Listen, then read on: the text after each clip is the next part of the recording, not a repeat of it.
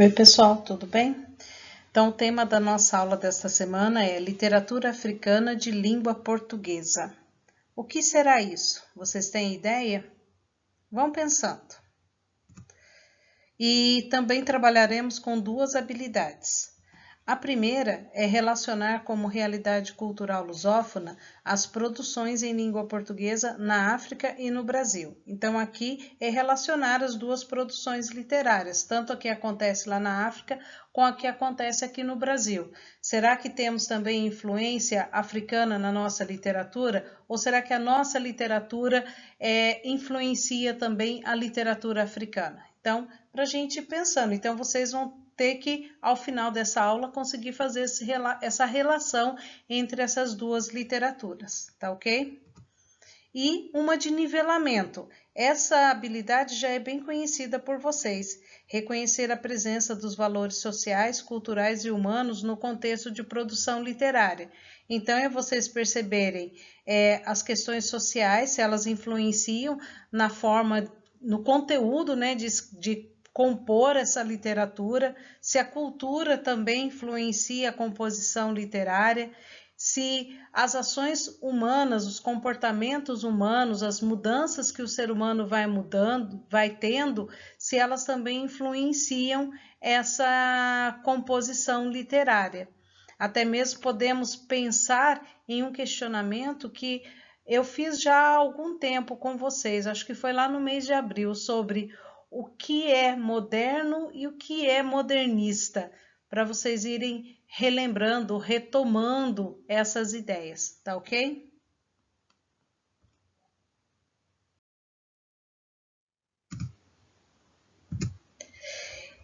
Então, literatura africana, teoria e história. Então, eu vou colocar algumas coisas para vocês aqui. Ela ocorre, então, a partir do século XX, tá? Países como Angola, Moçambique, Guiné-Bissau e outros começam a desenvolver uma produção literária em língua portuguesa que é muito rica e variada, tá?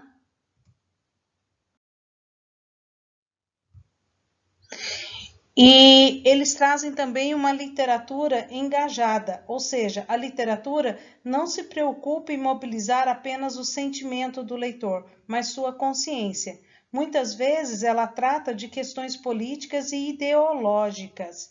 Então, essa literatura ela é engajada. Então, na literatura africana, em língua portuguesa, predomina esse engajamento, tá?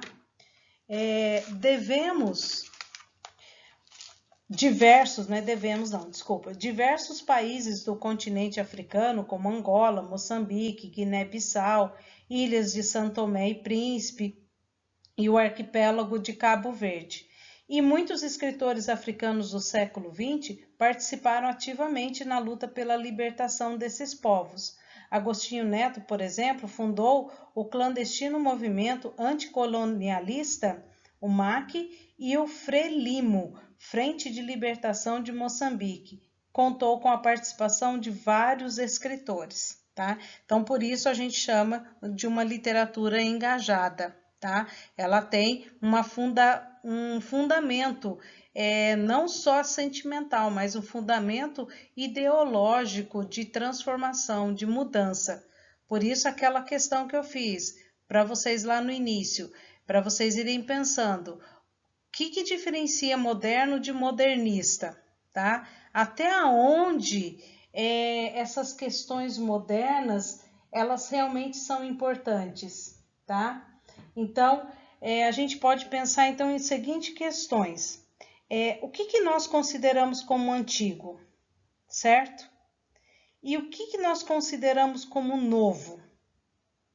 E uma outra questão que a gente pode ir pensando aí, questionando, é essa questão que eu coloquei para vocês, do que é moderno e o que é modernista.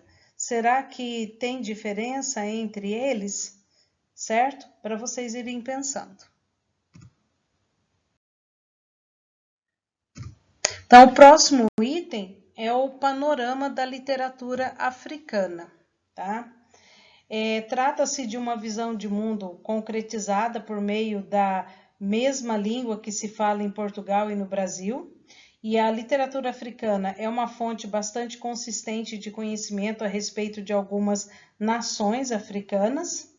Do século XVI ao século XIX, mais de 90% da população dominada pelos portugueses não sabia ler nem escrever. E a produção predominante é de poesia, e muitos dos nomes mais expressivos dessa poesia também fazia parte dos movimentos de libertação. Na fase que se seguiu à independência, tendências literárias diversas formaram a literatura africana de expressão portuguesa, tá?